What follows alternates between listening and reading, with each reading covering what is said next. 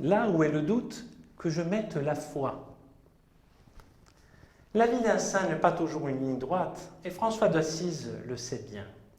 À partir de l'âge de 20 ans, il se trouve à vivre une grosse crise de la durée de 3 ou 4 ans environ. Le jeune homme, autrefois vivace et joyeux, se trouve terrassé par nombre d'épreuves. Il a échoué comme chevalier, et cela 2 fois, et entre-temps, il est tombé malade. On peut aussi imaginer que l'esprit de François était assailli par quelques doutes par rapport au sens de son existence et même par rapport à Dieu. Quelle est la volonté de Dieu pour moi? Pourquoi m'a-t-il inspiré de partir en guerre? Et ensuite, il m'a ordonné de laisser tomber ce projet? Ou encore, est-ce que Dieu m'aime? Est-ce qu'il peut aimer un enfant gâté, un jeune vaniteux comme moi? Est-ce que Dieu pourra pardonner le pécheur que je suis? Ce sont d'ailleurs des questionnements, frères et sœurs, qui nous ont travaillé tous à un moment ou l'autre de notre existence, surtout lors des moments difficiles. Et donc, la foi, c'est quoi? Et le doute, c'est quoi? Avoir la foi, frères et sœurs, ce n'est pas tellement croire que Dieu existe.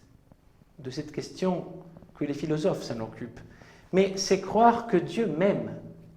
Par conséquent, le doute qui met vraiment en crise notre paix intérieure, c'est le doute par rapport à l'amour de Dieu pour nous. Ce n'est pas au hasard que dans la belle prière qui ouvre son cœur à la rencontre avec Dieu devant le crucifix de Saint Damiano, François demande au Seigneur la foi.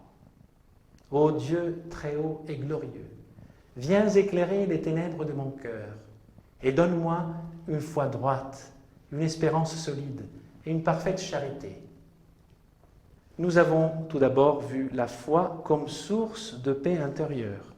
Je crois en l'amour de Dieu pour moi et c'est là que je trouve ma paix véritable à partager avec mes frères. Mais il y a aussi la foi comme source de paix des croyants dans leur vie d'Église et vis-à-vis des autres. Ce qui prend en considération aussi l'aspect objectif, l'aspect doctrinal de la foi. Et ce n'est pas pour rien que François demande au Seigneur le don d'une foi droite. De même, il insistera pour que les frères de son ordre soient toujours catholiques et fidèles à l'Église, comme il l'écrit par exemple dans sa première règle. Que tous les frères soient catholiques, vivent et parlent en catholique. Mais si quelqu'un s'écartait de la foi et de la vie catholique en parole ou en action, et s'il ne s'amendait pas, qu'on l'expulse complètement de notre fraternité.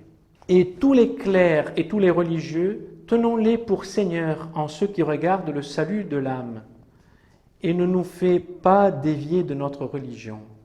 Et vénérons dans le Seigneur leur ordre, leur office et leur ministère.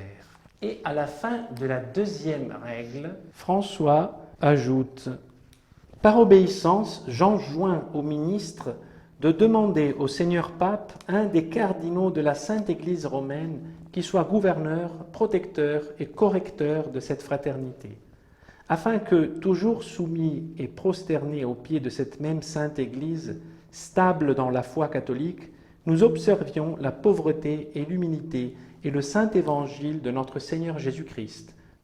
On en déduit donc qu'une foi droite, ce n'est pas seulement une adhésion personnelle au credo, ni une relation avec Dieu isolée de tout contexte, mais notre foi est droite et authentique lorsque nous la vivons en communion avec nos frères et au sein de la Sainte Mère Église, habitée et guidée par l'Esprit Saint depuis 2000 ans.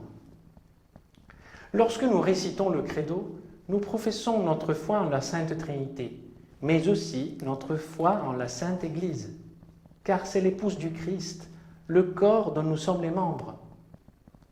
La foi en l'Église et en ses sacrements, et la communion entre ses fidèles et avec ses pasteurs, ce ne sont pas des détails ni des éléments optionnels, frères et sœurs, mais des fondements de notre foi, qui est principe d'unité et de paix.